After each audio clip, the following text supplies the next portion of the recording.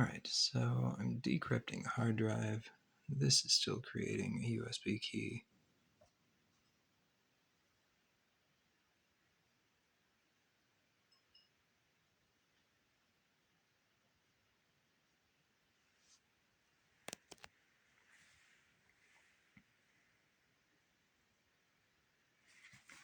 Very fun time we have here.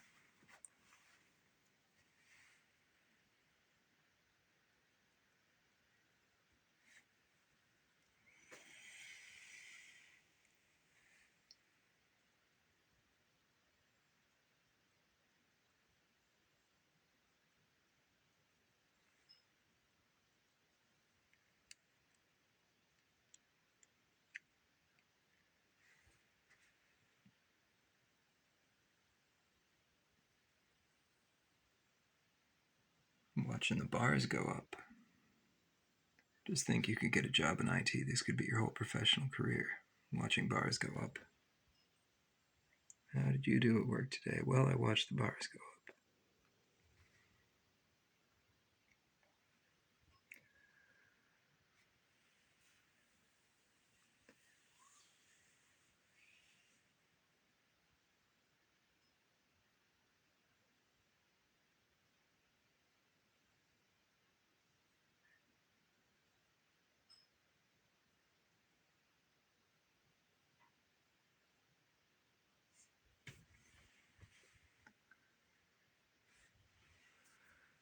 Alright, so now that device encryption is off, I can go back. Let me start by making the partitions. Disk management. If you right click on the C partition, you can go to shrink volume.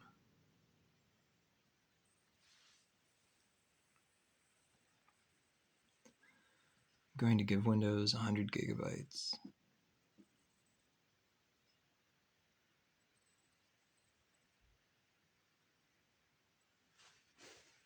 It takes it a while to figure out how much it can be shrunk by.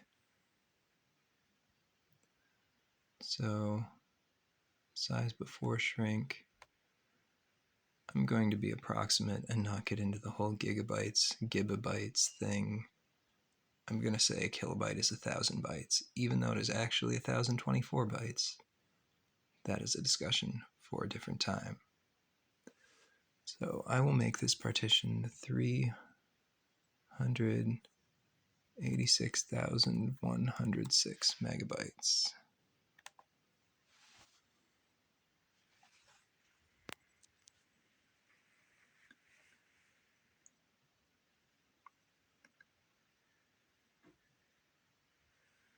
Now you can see there is a large unallocated space, and the C drive has shrunk.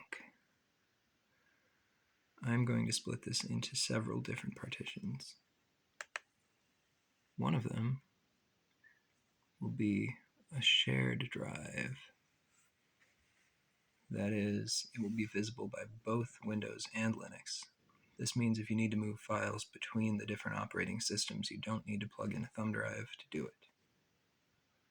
Also, our disk image has been successfully written.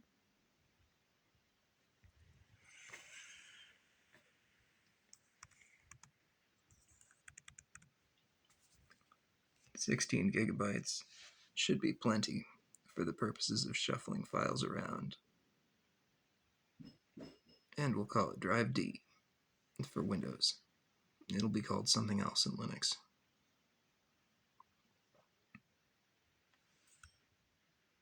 I'm going to name it Shared.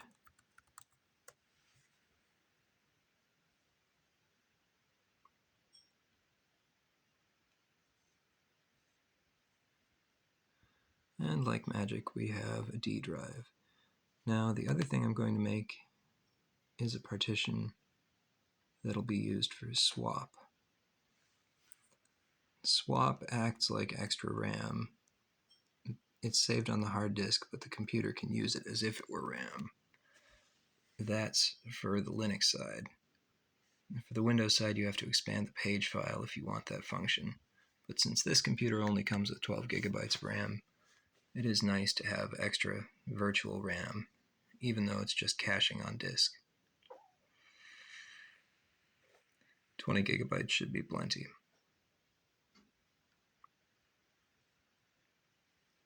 This doesn't get a drive letter or path because it's going to be visible only from the Linux side, and it's an internal system partition, so Windows messing in it could cause problems. It also doesn't need to be formatted because the Linux install will format it.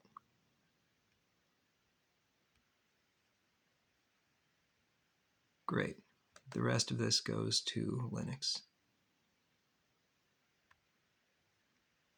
It'll be whatever the remaining space is. Doesn't get a drive letter or path. Does not get formatted.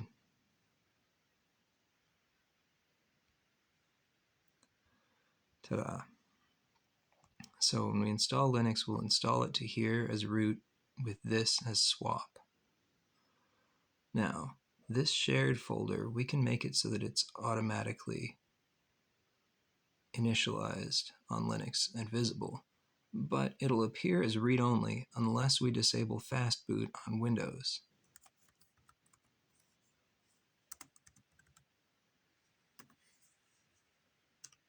No results found, eh? That's unfortunate.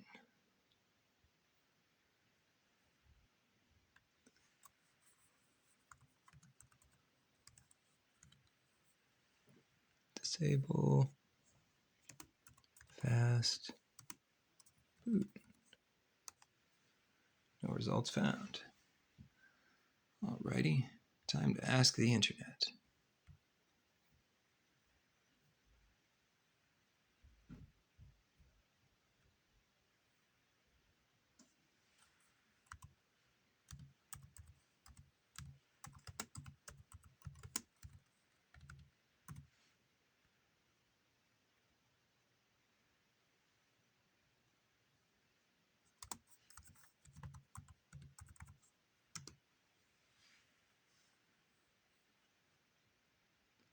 It's called fast startup.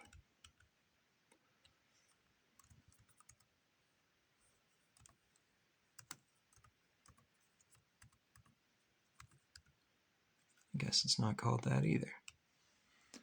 Exciting.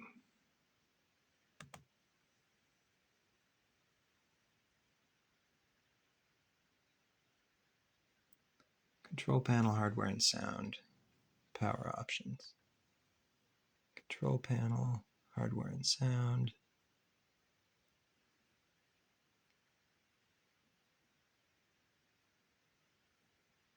Power options.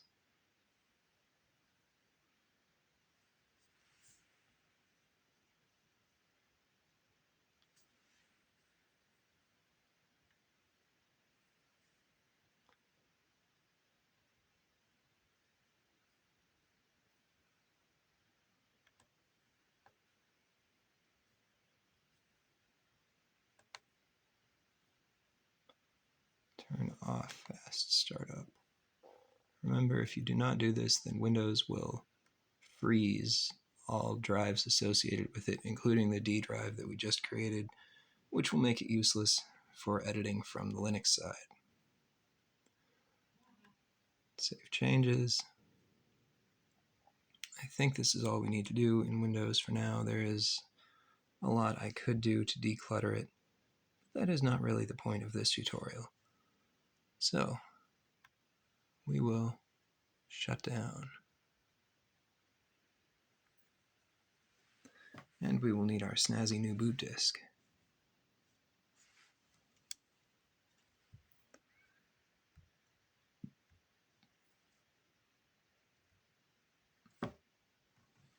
I also wanted to see how quickly Minecraft runs on this computer with nothing else. Now I am installing Linux Mint 22, which works without issue as far as I can tell. So here's hoping that keeps up. When I was looking up instructions, it looked like there were horrible graphics problems and compatibility issues with Linux in the CHUWI Minibook X. But I didn't have any of them. I guess Linux has gone through and fixed their compatibility problems.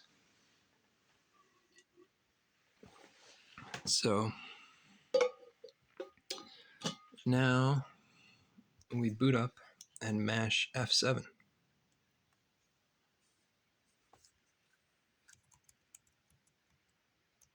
I sure love mashing F7. Okay, so now we have BIOS options.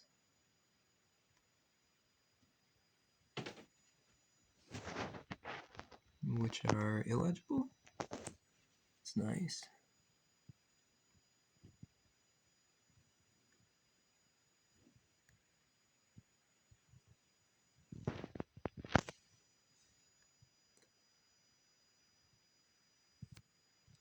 I wonder why. Top one is generic flash disk, then is Windows Boot Manager, then is Enter Setup.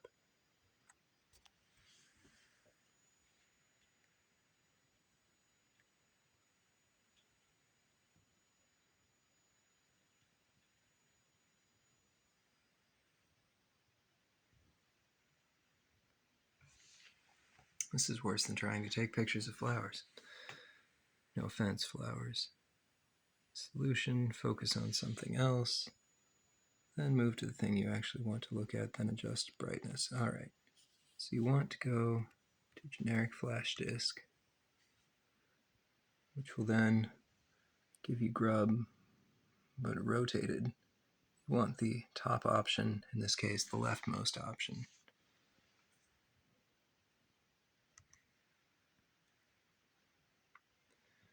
Which is just Start Linux Mint. Now it'll take a while, and the flash drive will blink.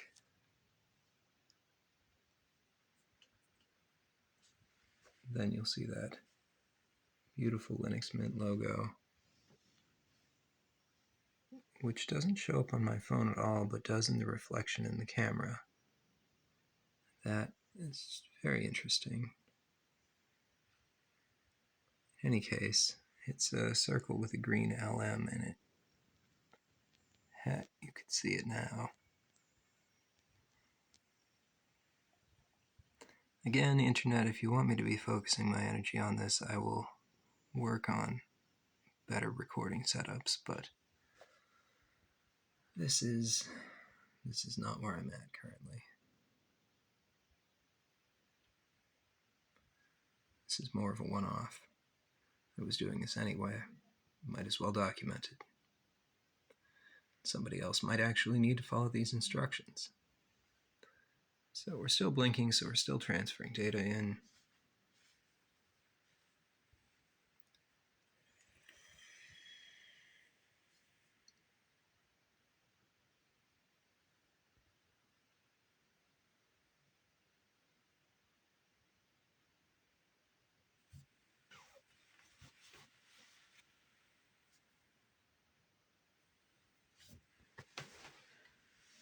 I've heard there's a proverb, at the end of the game, the king and the pawn go back in the same box.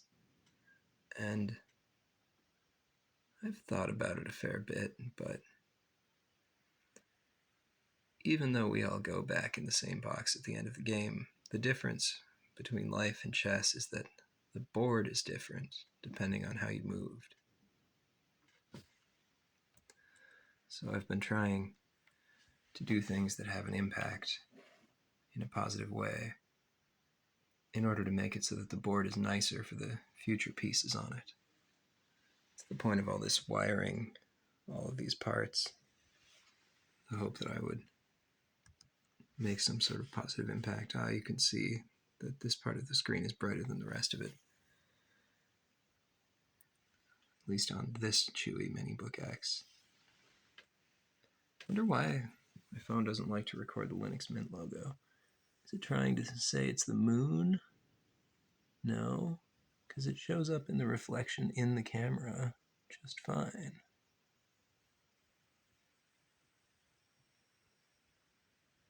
I don't know. I don't know what to tell you. This takes a while because this is a USB 2.0 flash drive. Could I use a USB 3.0 flash drive? Yes. Do I even have one? Yes, but I don't want to wipe everything on it. Can you focus on the screen? Yes, you can. Will Minecraft actually run at 40 FPS? Instead of making it seem like I am misrepresenting its capabilities, we shall see.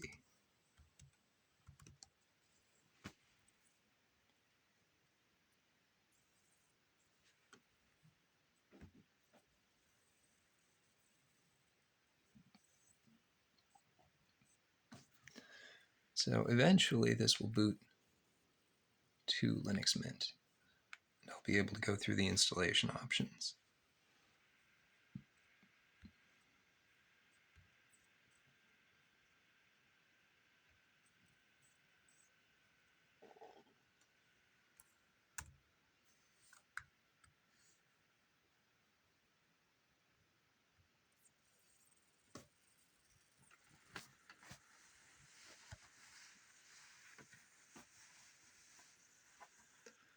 Generating world. Oh, it has a backlit keyboard too. You can turn that on or off as desired.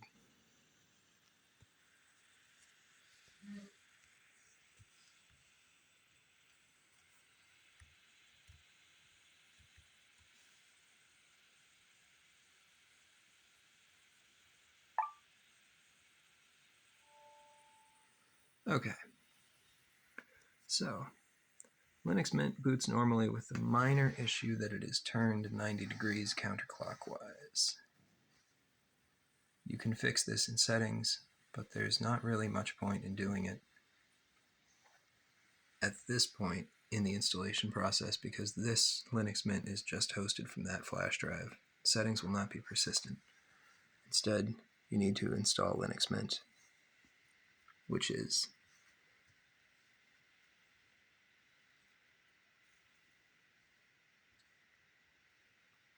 this option right here.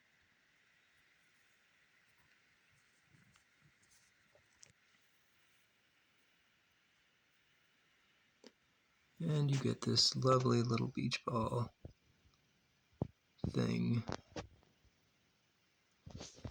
And I'm going to have to mess with my focus settings again.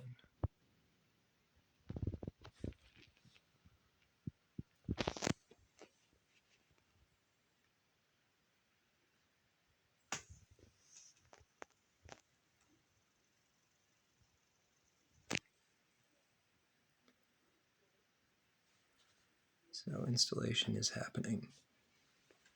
Here is the Minecraft running with no other programs in the background this time. 40 FPS, 45 FPS. Okay. Graphics are integrated graphics, 12 gigs of RAM. This thing has a 2 terabyte hard drive.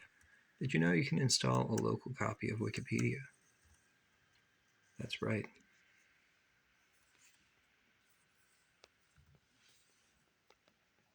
It's called Kiwix, and it's pretty cool.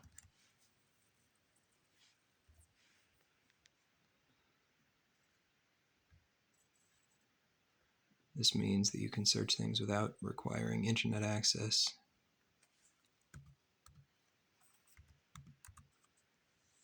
That's how you spell it.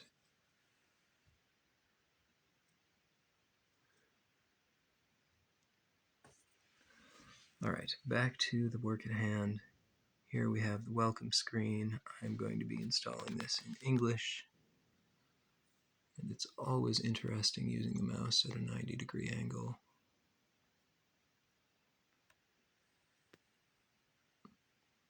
Keyboard layout, English US.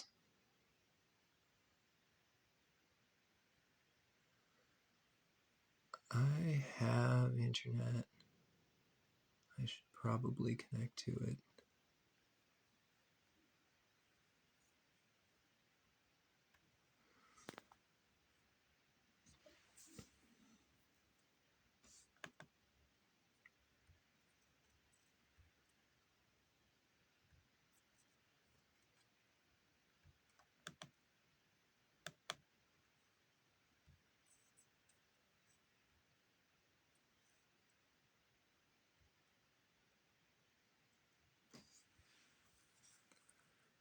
Connecting to the internet allows you to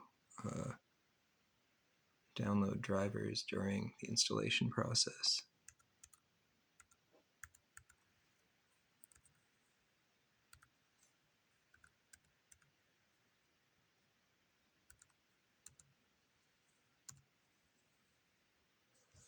Let's see, did that work? Yes.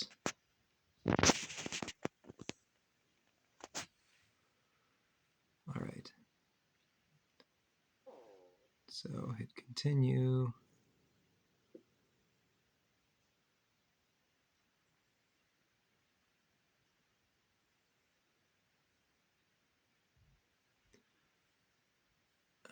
Install multimedia codecs, yes.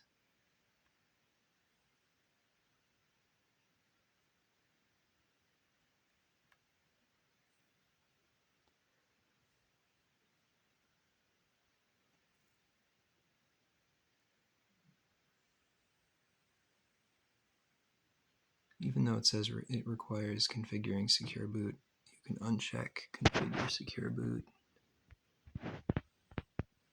And it still lets you do it.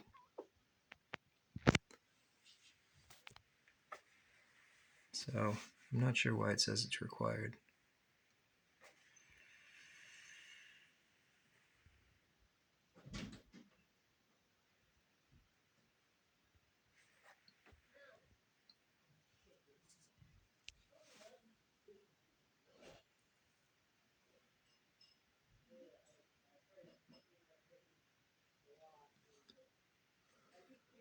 Now they have options.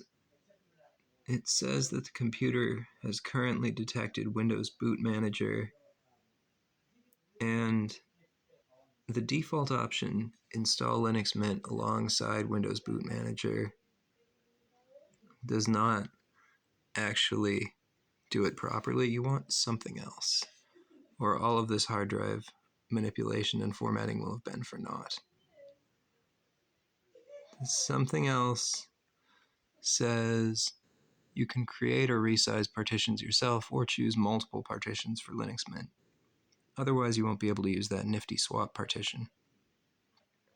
So pick something else, then continue. Then it will populate this lovely table, which will let you choose the installation type.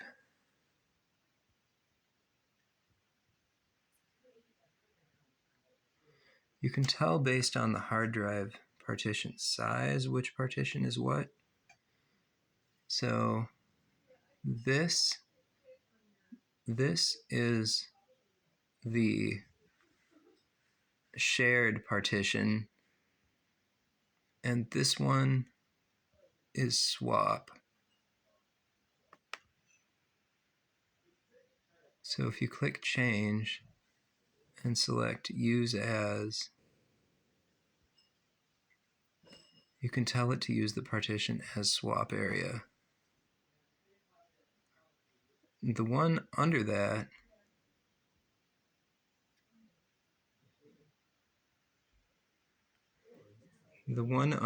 you will want to use as the root partition, which is indicated on Linux by a backslash.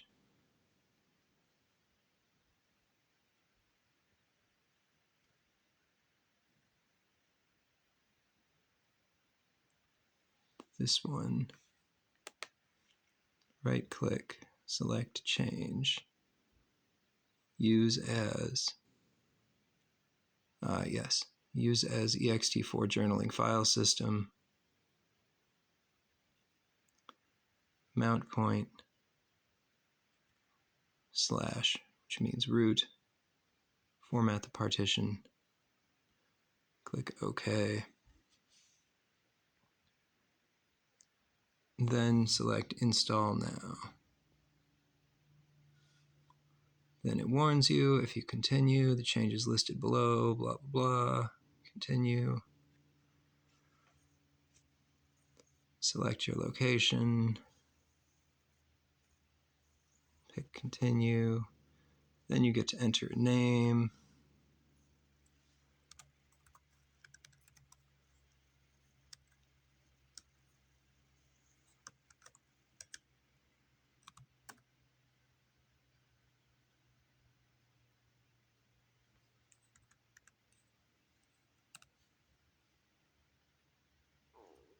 and password. I've never had a physical security issue, so I always just have it log in automatically.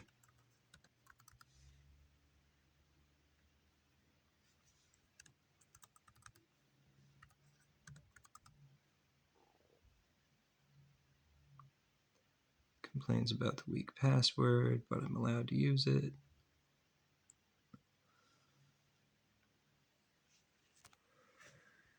Then it does its thing for a while.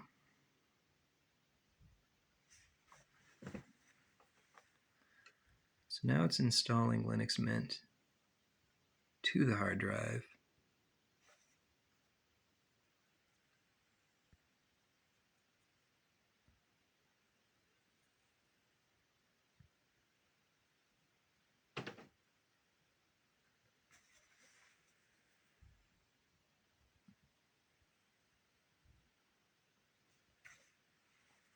This takes a while.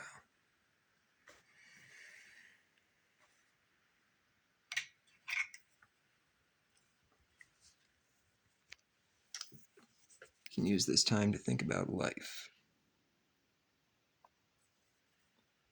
And so if I am 33 and the average life expectancy in the US is about 78, then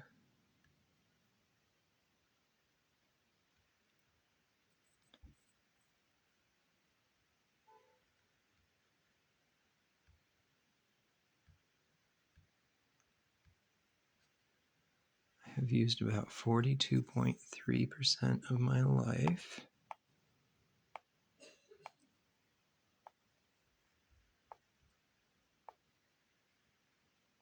See, the HiPen H8 doesn't really like rapid movement either, which means my remaining life will be 100% minus 42.3.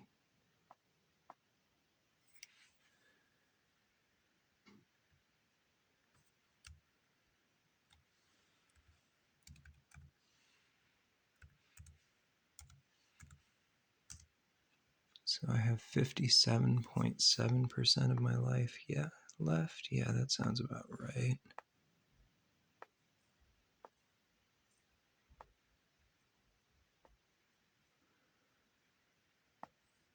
And that amount is always going down.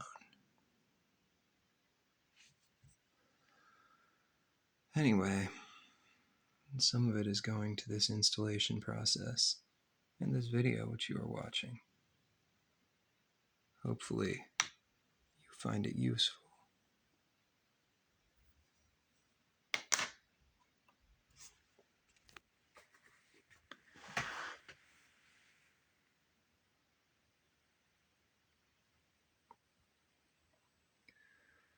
So once this is done, we shut it down and then we boot up again. I'm pretty sure the way it goes is that Windows tries to pretend that Linux doesn't exist and I have to fight with it in the BIOS. I think that's how it goes.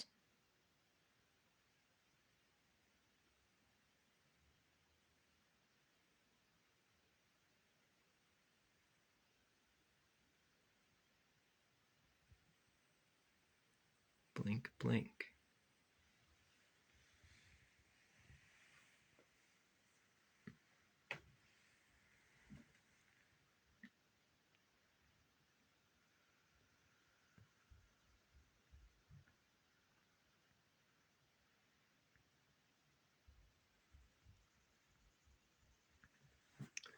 I wonder if this light will help.